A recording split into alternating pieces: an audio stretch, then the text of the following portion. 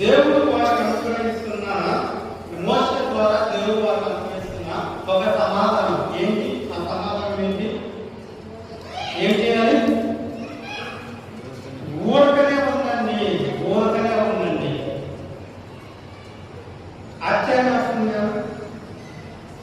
ఎర్ర సముద్రం ముందు ఉంది, ఫరో ఏమో క్రముతున్నాడు తన సైన్యాన్ని వెంటబెట్టుకొని.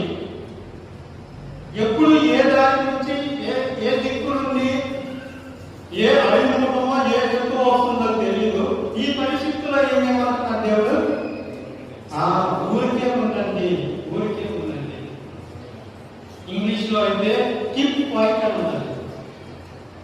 ఏమంటున్నారు దేవుడు? Keep quiet.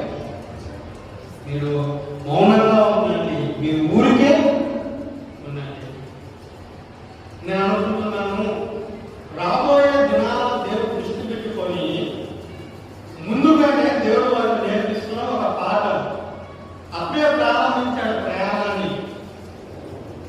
దాన్ని పురస్కరించుకొని ముందు సాగిపోతుండగా రాబోయే దినాల్లో ఇలాంటి సంభవాలు జరుగుతాయి, ఇలాంటి సందర్భాలు జరుగుతాయి, ఇలాంటి సంభవాలు జరుగుతాయి.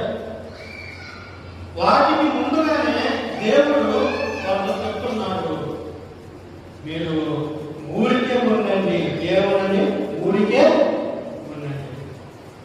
దీన్ని నా జీవితంలో అలవర్చుకుంటే కష్టాలు వచ్చినప్పుడు, బాధలు వచ్చినప్పుడు, ఇబ్బందులు కలిగినప్పుడు, అనారోగ్యం కలిగినప్పుడు, వేదనలు కలిగినప్పుడు మనం ఏం చేయాలి? ఏం చేయాలి? మనం కూడా దేవుడు నేర్పిస్తున్న పాఠం ఏంటి?